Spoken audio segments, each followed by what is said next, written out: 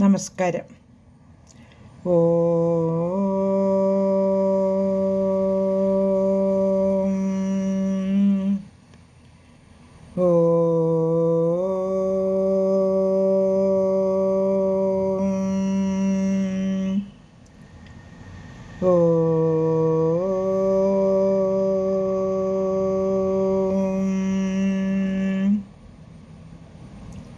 സർവമംഗളമംഗല്യേ ശിവേ സർവാർത്ഥസാധികേ ശരണ്യേ ത്രയംബകേ ഗൗരി നാരായണി നമോസ്തുതേ. ഓം മഹാദേവേ നമഃ. ദേവിയുടെ മാഹാത്മ്യം തുടർന്നും വർണ്ണിക്കുകയാണ്.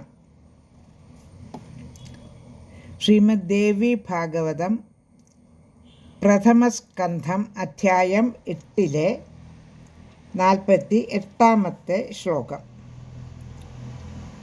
തസ്മാത് ശക്തി സദാ സേവ്യ വിദ്വദ്ഭി കൃതനിശ്ചയൈഹൈ നിശ്ചയ സർവശാസ്ത്രാണാം ജ്ഞാതവ്യോ മുനിസത്തമാഹ.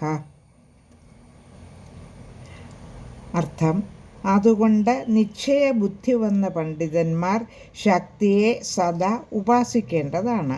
ഹേ മുനിമാരെ, സർവശാസ്ത്രങ്ങളുടെയും പൊരുൾ അതുതന്നെയാണെന്ന് അറിയണം. ശ്ലോകം 49. കൃഷ്ണാശ്രുതം മയാ ചൈതത്തേന ജ്ഞാതം തു നാരദാത് പിതു സകാശാത്തേനാപി ബ്രഹ്മണാ വിഷ്ണുവാക്യതഃ. കൃഷ്ണദ്വൈപായനിൽ നിന്നാണ് ഞാനിത് കേട്ടത്. അദ്ദേഹം അത് പഠിച്ചത് നാരദനിൽ നിന്നുമാണ്. ആ നാരദനാകട്ടെ പിതാവായ ബ്രഹ്മാവിൽ നിന്നും കേട്ടു. ബ്രഹ്മാവ് മനസ്സിലാക്കിയത് വിഷ്ണുവിൽ നിന്നും. ശ്ലോകം 50. ന ശ്രോതവ്യം ന മന്തവ്യം അന്യേഷാം വചനം ബുധൈഹൈ ശക്തിരേവ സദാ സേവ്യ വിദ്വദ്ഭി കൃതനിശ്ചയൈഹൈ. വിദ്വാൻമാർ മറ്റുള്ളവരുടെ വാക്ക് കേൾക്കുകയും ചിന്തിക്കുകയും ചെയ്യണമെന്നില്ല. സന്ദേഹം നശിച്ച പണ്ഡിതന്മാർ സത്യമറിയാൻ പരാശക്തിയെ സദാ ഉപാസിച്ചാൽ മതിയാകും. ശ്ലോകം 51. പ്രത്യക്ഷമഭിദ്രഷ്ടവ്യം അശക്തസ്യ വിചേഷ്ടിതം അതഃ സർവേഷു ഭൂതേഷു ജ്ഞാതവ്യാ ശക്തിരേവ ഹി. പ്രത്യക്ഷമായിട്ട് അറിയാൻ കഴിയുമല്ലോ ശക്തിയില്ലാത്തവൻ്റെ ചേഷ്ടകൾ.